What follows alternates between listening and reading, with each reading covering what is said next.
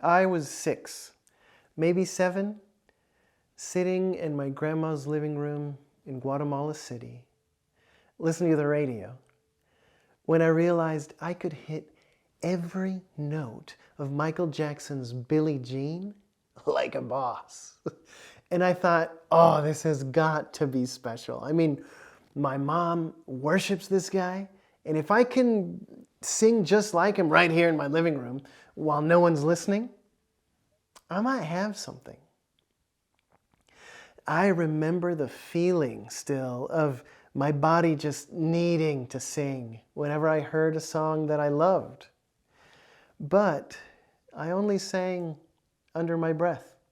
In my childhood home, voices could be dangerous things. Adults would sometimes use them to hurt or to dominate. And sometimes when kids use them, we could be beaten. My sister had a voice, a brave, beautiful, loud voice, and it got her into a lot of trouble. So I learned to stay quiet in order to stay safe. So for a while, all I did was listen. I was in high school when I realized I really loved sad songs. Songs like Bob Dylan's Blowing in the Wind or Tracy Chapman's Fast Car. They had this gravitational pull that I just couldn't resist. I could sit alone with these songs and just kind of wallow in this beautiful melancholy. I couldn't help it. I was drawn to voices that sang about pain.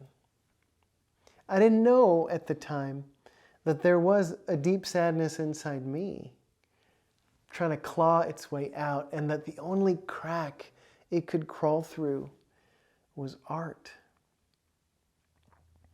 I started writing my own sad songs in college, and it felt so good to use my voice to turn pain into beauty.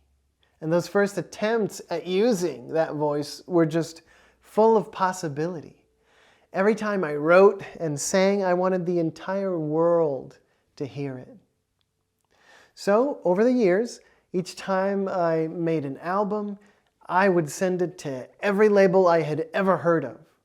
And I was confident they were going to see something there that they loved.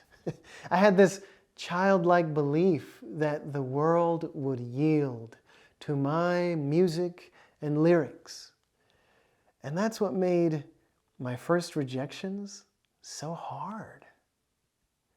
Had they really heard my best work and just decided to pass? The rejections piled up too, and I took them the worst possible way. Each one felt like it was trying to stomp out my fledgling little voice. After years of making and sending out music, I couldn't hear myself over those loud no's. And so I stopped. Again, I was looking to silence to keep me safe. This time from rejection. So 5 or so years ago, a friend got me tickets to a seminar on public speaking. Yes, that's the kind of thing I'm talking about. So here we are, hundreds of suburban Toyota drivers planning our escape from mediocrity. And in one of these sessions, they had us watch a clip from the movie Rocky Balboa. And it's the scene where his grown-up son just lays into him. He's accusing him, he's shouting, and he's trying to get him not to go through with a big fight. And Rocky, in return, gives him this speech. He starts off quietly and affectionately. You're not going to believe this, but you used to fit right here. And then he gradually builds to this full-throated roar. You gotta be willing to take the hits and not point fingers. Losers do that, and that ain't you. And in the movie, the speech works. Like the son stands down and changes his mind, And Rocky goes on to fight his fight and be awesome. So in this course, they gave us the text to Rocky's little monologue and had us recite it to one another in small groups. And as we did, I could feel things just moving and shifting inside me. I realized I could get loud. And not only would it not hurt me or others, but it could help. When I felt overwhelmed by the shouting around me, I could get loud. And if I did, I might win. Not long ago, after submitting one of my stories to a festival, I got a rejection letter. It wasn't even a good one. You know, it was one of those, "We regret to inform you," ones. And it stung, as it always has. But then I felt something new in there. Defiance. These guys didn't want to work with me? Fine. I could collect rejection letters like X-Men trading cards. And no matter how many people said I wasn't good or it didn't work or how loud they said it, I had a voice. I could keep singing, I could keep talking, and I could get louder. And if I did, I had a shot at winning. I was born loud, but I shut up fast. Had to stay safe amidst the combat.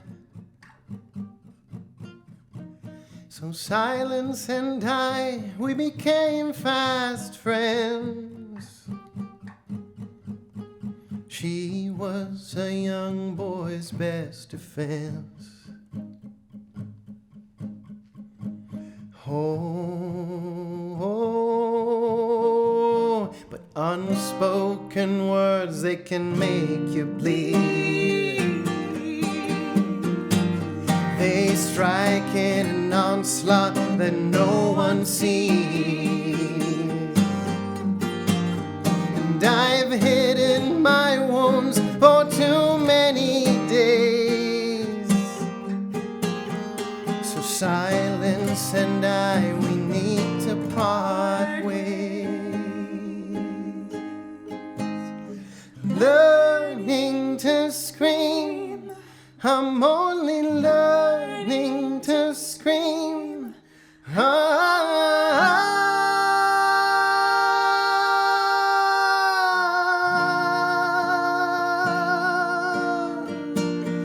Learning to scream, aching and yearning to scream.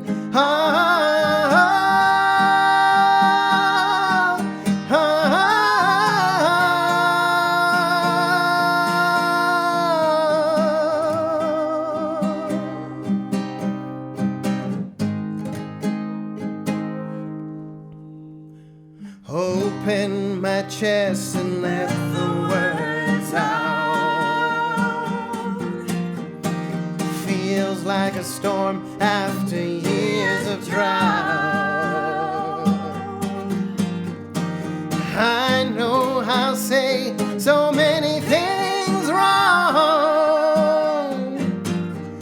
but I'm gonna speak clear and loud and long.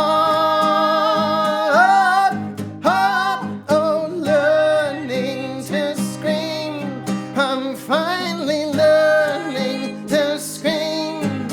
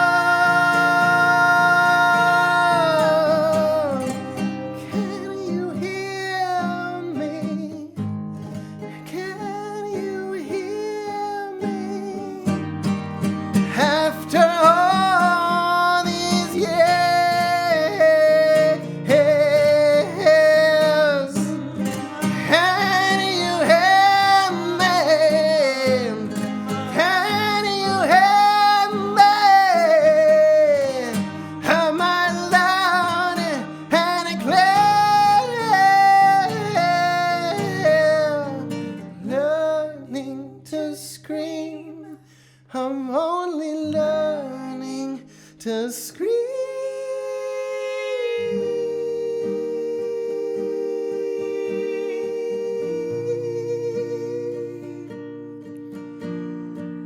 No.